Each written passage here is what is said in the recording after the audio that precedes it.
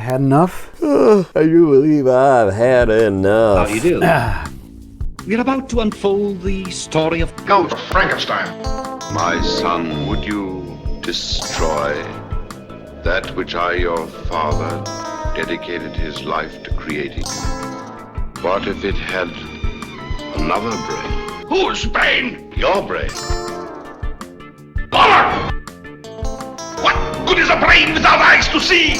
I warned you that you might regret this action.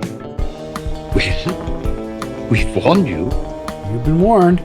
Welcome back to Frankenstein Minute, the podcast that dissects the Universal Frankenstein film series. I'm going to do that again. Universal Frankenstein film series, minute by minute. I'm Tom Lang. And I'm Bill Evenson, and you join us for minute 50. It's the 50th anniversary. It's been 50 weeks. 50 weeks ago, we were still talking about Son of Frankenstein, that piece of shit. Hard to believe. Yeah, it's hard to believe you guys have held out this long for this transformative minute. Yeah, this is just action-packed. Now, if you're listening to us on the Thursday that this episode was released on for people that, care enough to contribute, that's May 2nd, if I'm not very much mistaken. That's the day my son turns 32. Oh, son, was that right? Mm-hmm. All right. Well, happy birthday to your son. Yeah. And also, in 1941, The Black Cat was released. So this would be the 1941 Black Cat. Not the 1934 Black Cat was released in 1934. Yeah, that's the distinction. That's the distinction. Yeah. That's how you could tell them apart. The first time I saw that, I still don't think I've seen it. it's the typical. You've got the poster up. That's not the one. Isn't it? That's not the 42 one. That's the 30. Oh, I'm thinking of the Raven. I get those mixed up too. First time I saw the 41 Black Cat, I was hugely disappointed. Yeah. Because it's not a remake or anything to do with the original one. Right. And it had Bela Lugosi in it and Basil Rathbone, neither of which are the focus of the story. Certainly not Bela. He's only in a couple scenes. Okay. But he's one of those character parts where he's sort of this scruffy gardener of unknown ethnicity, just sort of foreign, right? Foreign. Which I think are parts that he excels in. Unfortunately, in this instance, he's not given anything to do. So he can't excel. Yeah. He does what he can with the role. But then once there was a set DVD when it came out that it was on, I'm like, all right, I'm going to watch this because I watched all the others on this set and I actually enjoyed it. And like John and I have watched it a number of times now. But if you're listening to this on the Friday, May 3rd, happy day to death. Oh, sorry. Wow. We're mourning the death of Frederick Kerr, who died 12 years before he appeared in the film. No, he died in 1933, which is between Frankenstein betwixt and Bride of Frankenstein. Had they made surprising no one. Had they made the sequel between, when they first wanted to, in like 32, he might have been in it. The Baron might have been in it, but by the 35, he was... By 35, there's no way around it. No way around it. He was gone. We can't recast like we did. We already recast Elizabeth, so we'll just kill him. Yeah. Also died on this day, Carl W. Freund in 1969. Am I saying it right? Yeah. Freund. Yeah. Who was, a remarkable cinematographer. Yeah, absolutely. Shot Metropolis. So, I mean, that right there, if he hadn't done anything else, you'd think that's enough, that's right? Pretty good. And went on to shoot, he shot Dracula, so, everybody gets a pass. There are moments that it looks great. Yeah, there are moments that it looks great. Then there are inexplicable moments. Yes. Where you think, is anybody being the cinematographer on this scene? Exactly. Did he set it all up and then leave and then changed it? If stories are to be believed, you're not too far off. Okay. He got so fed up, stories go, with Todd Browning's inattention that he would just set the camera up and walk away. And so he'd say, like, fuck it. Lights, camera, action, and then everybody was gone. Everybody was like, fuck this, yeah. What's if I were to go look him up on Wikipedia, what would be the first movie they would mention? Probably Metropolis. You think Metropolis? Okay.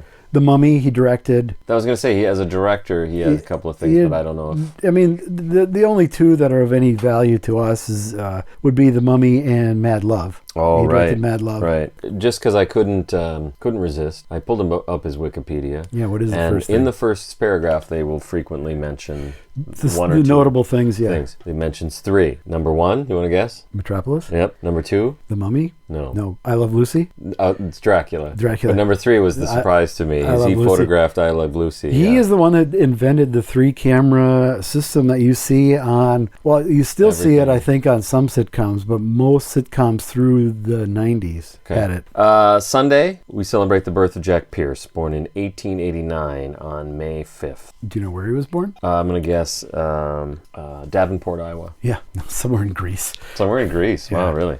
I had no idea. I can't remember. I just read that big he Greek? biography. Yes, he I guess was. that makes that would.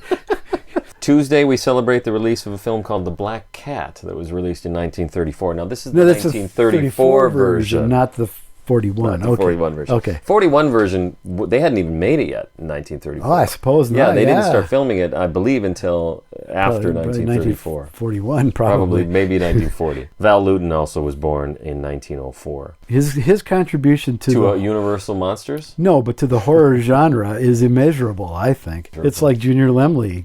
I don't know. Anyway. All right, how much time we got left? We're way past. We're already over? I should have left started? the house by now. Yeah, okay, let's go. Chloe wakes up. Aw. Yeah. She's a sweetie. Much like the movie, the script describes this all happening with much more detail. Oh, let me I think say there's that only- again because There's only one way to be sure. I have an idea. Sort of fumbled that sentence pretty badly. But Did you? Yeah, I was. What'd you say? My point was that much like the rest of this movie, the script describes this all in much more detail. I see. Yeah. That's true. I think that's fair the way you phrased it, because we've often pointed out that the movie does things better than the script, and sometimes the script way more often. If I remember correctly, I think we do like the movie more than the script. Usually. Having said that, we're recording this in 2024. It's March of 2024 before the film script book is coming out that shows an earlier draft of the script. So I have no idea when that's coming out. Yeah, sometime this Bear year. Manor hasn't said a thing about it. Just Tom Weaver. So I'm guessing it'll He says be. Weaver and Mank have contributed. Yeah, I'm guessing it'll be late this year. We'll be long done. We're done with this movie. I believe it's the first week of September, and I'd be surprised if it comes out. Before that, yeah. So we'll have to do a bonus episode. Yeah. If you'll kindly pull out your script books and turn to page 94, or at least the one that has a number on it that says 94. Script page 94. Script page 94, not the 94th page of the book. Yeah. Oh, I actually have it marked as well, so I must have. Excellent. Yep, you knew this was coming. So here's my proposal to you, and I hope you agree to my conditions, and we'll just see how it goes. I think, here's what I note in this minute. There's no dialogue in this minute, but there's plenty of dialogue in the script, and then it's really some weird shit. So I was going to propose plenty that of you dialogue. play. There are 5 lines. Sure, that's true. That's 5 more. That's 5 more. It's 5 times more dialogue. I would like to propose that you play the part of Cloestine in the voice of Igor.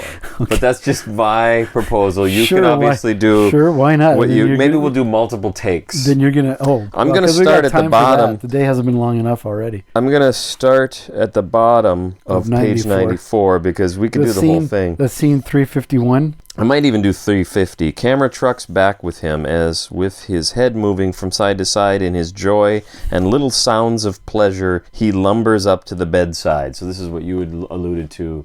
As being a very Karloffian thing. Karloffian. Yeah. I don't know if it's Karloffian, but you can certainly see Karloff doing it. This is how he plays that part. It reminds me of the little joy that he finds in playing with Maria. And there's moments in Bride too where he has some listening to the music. Right. Or when he wanders, seeing his good friend Pretorius. When he wanders upon the sheep. I was going to say that too, but I don't know if that one. Yeah, it does. Absolutely, it happens. It's just so quick. Cheney doing this would have been hilarious. So here's the thing. What's Cheney's greatest performance? Lenny. Well, couldn't he do it Lenny? Couldn't it be sort of Lenny? Yeah, it could be. So he did Lenny. Yeah. Like, I really like his Lenny. I mean, obviously, it's his greatest performance. But I guess it doesn't work that way because Lenny's got to talk, I guess. Lenny has to talk to get that across. Yeah, okay. All right. Interior attic bedroom, close shot, the 2, night, storm. All right. I'm just saying all the words. That's the scene header, yeah. I just think if you're not looking at the script, what did it sound like I just did? It just said a bunch of words. Said things. Cloestine, still unafraid of the monster, smiles as he reaches and almost reverently touches her head, running his fingers through her hair. Okay. This Again, though, Karloff doing it might not have been creepy. That would have been creepy no matter who did it. Unless creepy. she did it to him, Not maybe. They as- did it back and forth. Honestly, it sounds romantic to me. I guess. You've never, when I was a like, kid, when your kids were little, you ever, like, patted their heads when they were sleeping? I Or suppose you're right. I see it as a very innocent gesture, not as anything creepy. Good. All right. Now it's you. I thought I was dreaming. See, maybe the scene would have been better if it was Igor. He comes to visit Igor in the night. All right. The monster tries to speak. Igor looks dramatically serious. Well, no, this is something that Igor would actually say. You must hide or run away.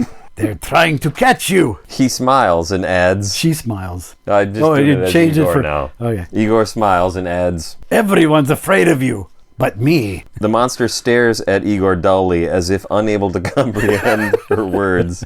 Well, they left that in. They left that in for sure. At that moment, the pipe of Igor comes over in its plaintive tune. Well, now it's got to be the pipe of Clostein. Pipe of Clostein. The pipe of Clostein. The monster reacts quickly to it and looks around toward a window. I guess that happens. It does, sorta. Sorta. He doesn't look at a window. He's kind of like, what? I have something to say about the door, that. Actually. I have something to say about that too. Clostein, with the first sign of alarm showing, sits up. What is it? What is it? What is that?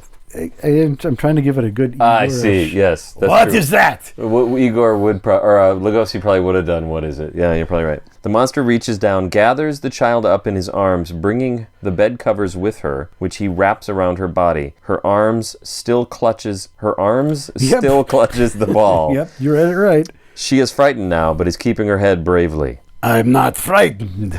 Convincing herself, it says. Oh, it does say that. I was just going to say that the script is now arguing with itself. No, it's the direction under her. See, there's the heading of the character, so that's who's I speaking. saw that. I see. And then below that is a little thing for the actor to. It's called stage direction. Yeah, I'm not frightened.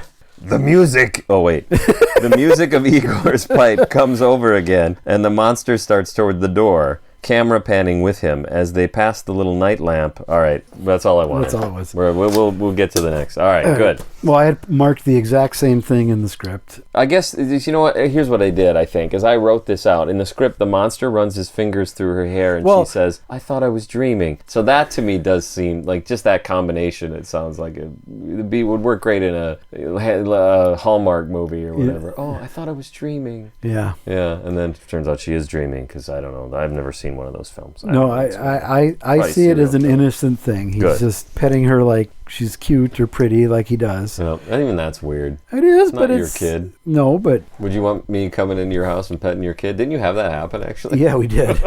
We kicked her the fuck out. Yeah, it was a legal problem if I remember right. No, but what really happens in the film is she smiles at him. Yep. She sees him and immediately smiles, which is great. This is what we want. It's very, this film. and she's just fucking adorable. She's fucking adorable, which only helps. Yep. We don't have anything really comparable to that in the last film. Two problems with that one.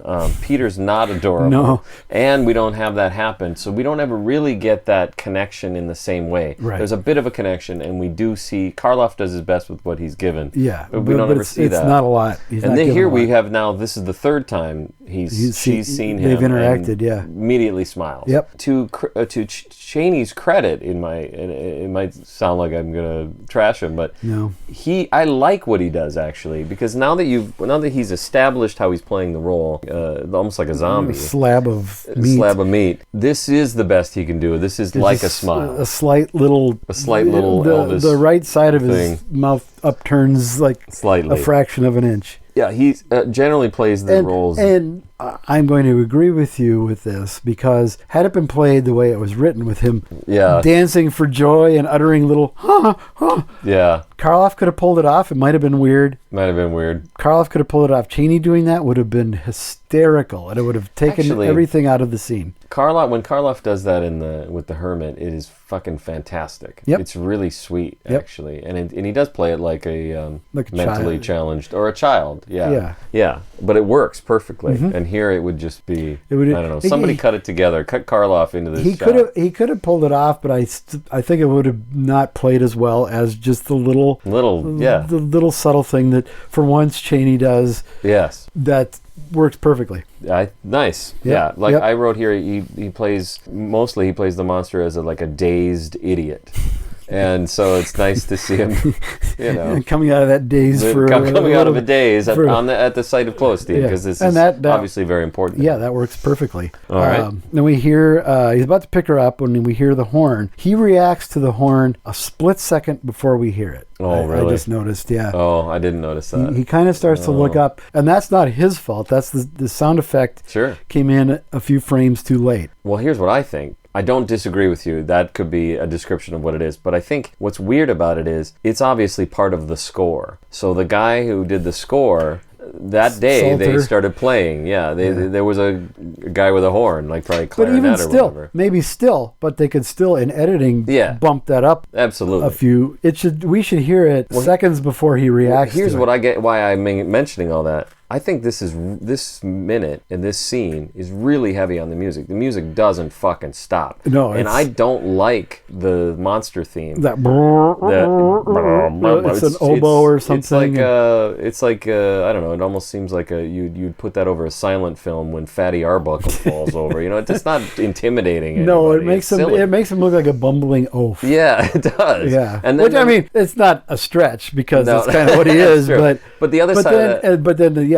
Then whenever it cuts to Clothestein, we get that, which is a much better song. But even that's too much because it just goes on and on. It doesn't really need to play through. Tugging at my heartstrings shit can only go so far. And I think it's a little overbearing. Well, I think what it is an attempt to fix a scene that was played out much too slowly on set. Okay, this should have happened not quicker. But it is weird that this whole minute happens and the thing that is going to happen in this minute hasn't happened yet. Yeah, it's almost like it's in slow motion or underwater or something. And that's right. And I don't know if I put this down, but she looks like she's got either a soft focus on her, which is another romantic weird she thing, does. Or it's just out of focus. Well, it could be too that they have optically enlarged her a little bit, so it sometimes gets fuzzy. So we'll see a lot of that actually in Young Frankenstein if we get that's true. I know exactly what you're talking about. So the way that what you're saying is they filmed it one way. Originally the shot and they was realized, wider. Oh shit, we wish it was tighter. Yeah, we wish it was tighter. So the way around that is to just optically blow it up. Blow it up poorly, and maybe that's what happened. Well, I mean, anytime you do it, you're going to notice that it's grainier and softer than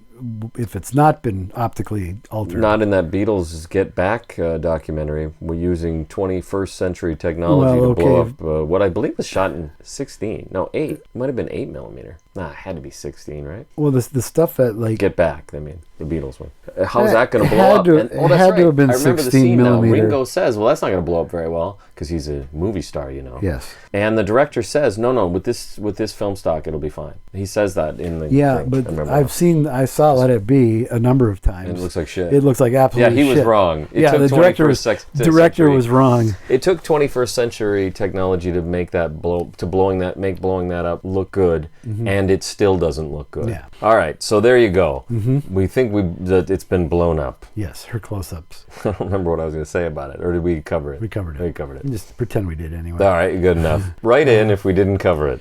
He looks out the door of the room, not to the window, but I think that makes sense, depending on where Igor is, because there is a cutaway then to Igor playing, and he is standing in a doorway. Oh, so he's across the street. Well, he's either across the street or he's by the front door. Like, you better get the fuck out of there. Let's go. Mm-hmm. Even though nobody else is home, apparently. Right. Yeah, it's a mess. I don't know. I mean, actually, I shouldn't say it's a mess. It just doesn't matter. It really doesn't matter. No, it doesn't. It's not a big. It's like a plot hole. Not really. We haven't caught them in a plot hole. No. Also, it's one of the worst Bela playing the horn performances. It's not convincing. And he's just going boop boop boop. He'd be better off playing the Monsters theme. Yeah. Oh, here's a question. What's the point of the horn? What does it change? It's just a little bit of flavor that we know he's out and Igor's trying to get him back? I guess that's what it is. Because it doesn't change anything about what he does or he's going to do. No, it doesn't prevent him from doing what he's planning to do at all. Yeah. I'm thinking it's more like, okay, let's go. You've been in there long enough before we're discovered. Again, it's the whiny Igor showing his head. I guess it'll be interesting to see. Now I'm in my head playing the dialogue that's coming up. And maybe there isn't anything that contradicts that they're going out together and that Igor helped him find the house. I don't think there is. Yeah. I mean, he says, well, we'll see. We'll get there. Tune in next week to see what he says.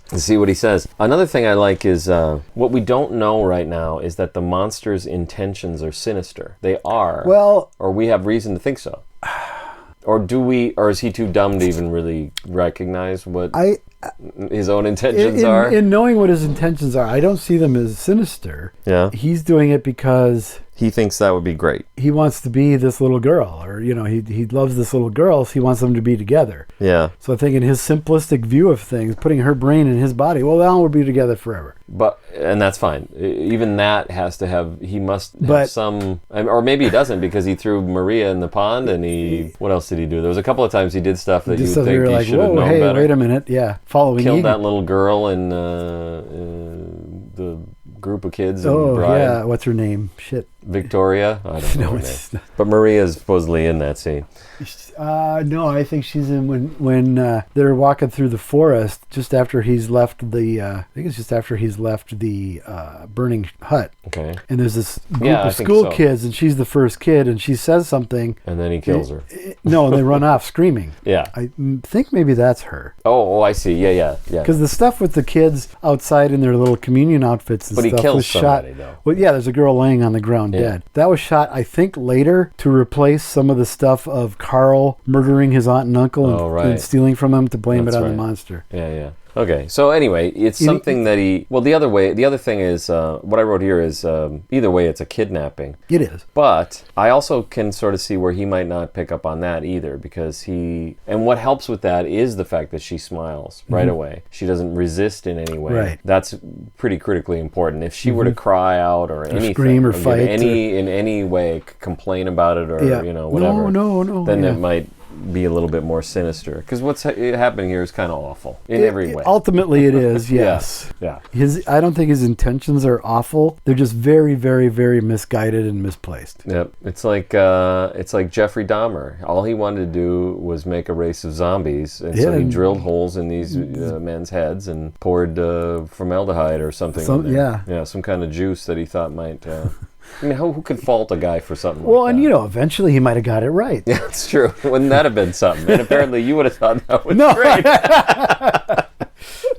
Peer review, obviously. Exactly. You could be missing in that one. Yep. And this is what led me to believe that she's home alone, is this horn that Junior hears looks into the rest of the house. Like maybe Igor's just out in the hall? Or whatever. But if other people are there, you would think they would hear that and wake up. If it's loud enough to reach her bedroom. Yes, I see what you mean, but I also could see it not being that way. You could see that a sound could be roughly in the range where it doesn't wake people up, but other people that are already awake could hear it. But it's a foreign sound. I don't know. I hear weird things. I wake up. Yeah, maybe Husman sleeps with one of those noisemakers or has a fan on. He's got a white noise machine. He's got a white noise generator. Yeah, we do. Yeah, hell yeah. Yeah, we play a thunderstorm all night. I just play loud snoring. Oh, yeah. Everybody loves that. Yeah, it's a big hit. And nobody can't sleep through that. Yeah, perfect. Yeah. Junior scoops up Cloestine, swaddled in her blanket, and begins to lumber out of the room with her. And he does it really well. Like, this is, when I watch this, it's for some reason, there's something about the way he does it that makes me feel like I could see why he'd be good with kids, because he clearly was. Yeah, from every account. Yeah, that he would buy all the kids. Although he also had weird intentions too. He tried to adopt her, and she's like, "No, I'm good." Yeah, no, his father, her father was like, "Yeah, I know. You know what? We're fine. We're fine." Though I don't think that was sinister on Chaney's part either. It was very misguided. Same thing. Yeah, that's what I mean. And what I mean is, when I say same thing is what the monster is. Yeah. With the monster, I'm leaning towards sinister, but I see your point. I think just because the whole thing there's too many layers. What is happening is sinister, yes. Yeah, but his intentions are not. Whereas Chaney, we have no reason to think he is any sinister. None whatsoever. Yeah. Although it is kind of sinister. He's proposing illegal kidnapping in that case. So apparently, I don't know how true this is. It's all I've always read. When they were shooting horse feathers, the football game, this couple showed up with their little daughter that Harpo just fell in love with and so wanted to adopt her. And, obviously saying her heads were like, no, you can't do that. That's not going to happen. That's messed up. Apparently it was Shirley Temple. Oh, yeah? Yeah. Well, you could see that then. Yeah. That'd make it that they they have the same hair. Yeah. I don't know. We wouldn't need a wig anymore. You just keep shaving her head. And there you go. Perfect. Using Use that. that. Yeah. Do you know what I saw this week? And I posted it on Facebook, and nobody saw it or. Well, cared. I don't see anything. Good. On there, You're better off. It's so rare I post anything, anyways. But it was the entire. What's my secret? What's my line? Chico? Oh, I've got a secret. I've got a secret. It was Chico posing as Harpo. Posing as Harpo. I've seen that elsewhere. Yeah. And it's cute, and I enjoy it. I think it's fine. It's good. It's a fun thing to watch for what it is. It's not gonna blow you away or anything. The only thing that blows me away is that it worked at all. Yeah. It's fucking he doesn't look anything like Harpo. Well, I mean, I think Zeppo, Groucho, or Gummo would look more like Harpo. Chico just looks like fucking Chico. Yeah. You know? Well, I mean, there is a resemblance. Actually, now I think about it, they all do Groucho in Duck Soup, and it works. But I think that's because what they're doing is so pronounced. Yeah, I mean, you paint anybody with what do you call it? The black mustache. The grease paint. Grease paint. Anybody that did it with grease paint would look like Groucho. Yeah, I mean, I have a picture of me like that. Yeah, exactly. Whereas with Harpo, it's like, this didn't look like a fucking Harpo. The other thing that's funny about it is, in order to reveal that he's not Harpo, but he's actually Chico in disguise. Does this phony baloney stuff with his hands? Is that what does he? about? No, I don't remember that. Maybe he does, but what he does trying is to mime something. He's sitting at a desk quite close to the host of the show. Yeah. And then he bends down under the desk like he's giving him a blowjob. You don't think he's giving him a blowjob. But he spends far too long getting the hat and wig off and putting another hat on so that we can all see that he's the iconic Chico, and they all call him Chico, so I guess everybody's always thought he was Chico. Whatever. Yeah, I don't know. I mean, I had that. You still think he's Chico? He's Chico. I've always thought he was Chico, because I read very early on that's what it was. You know, that's a good point. I was a nerdy little kid too, and I read that. Because I know Dino posted something about that a few years ago, how annoying it is when somebody who should know better says Chico. Oh, really? Yeah. The story goes, and this could be true, it could not, that when it first appeared in print in whatever production they were doing when they first started to use their nicknames, the typesetter left the K out of Chico. So it was written out as Chico. Yeah, that word, the way it's written, is Chico. Right. But every time I see it, I immediately, in my head, and some things even out loud, pronounce it as Chico. Well, now that you've told me that it was a typesetter that left off the K, I'll just always read it as typo. No, that was the one that died when he was Typo a baby. died as a baby. As a baby. Okay. Right. As he's walking out carrying her, he spots the infamous ball laying on a little table. And in the script, she's holding it, sleeping with it like it's a teddy bear or something. And I'm like, how sad is that's her favorite thing to sleep with? Yeah, I agree. You know, Husman is not providing well for his daughter then. In the movie, she's holding some kind of a doll or something. Is she? You see it very briefly. Oh, okay. And he spots the ball, stops, leans down to it, and the minute ends. The minute ends perfectly. One of those great minute endings that we used to have back in the old days. This one ends pretty well. Back when James Whale was in charge. And it is funny when you watch it a few times, like we did, like I did anyway. Mm-hmm. This minute it does take its time. It takes way more than a minute to do this 1 minute, I'm sure. Yeah. And for him to spot it just like that when it ends is like, okay, it's almost like they took their time just so it would end right for our podcast. There's no other reason. We've got to pad this out to a minute. Yeah, I got to get a minute out of this. Yep. All right. Got any more questions, wise ass? Oh, that sound of my chair rolling over the microphone cable can only mean one of a very short number of things. A very short list of potential things. What are some things? So some of the things it might mean it's time for bed. Time for go to bed. We might be time to go to sleep. Yeah. Could be time to get up too. Conversely, could also be time to get up. Yep. It could be time for dinner. Yep. You don't want to be late for that. No. It could be time to go to work. Sure. It could be time to get a new microphone. It might be. But it also could be time for... Well, the most likely explanation is that it's time for Got Any Wise Ass Comments, Wise Asses, which is a bit that we do where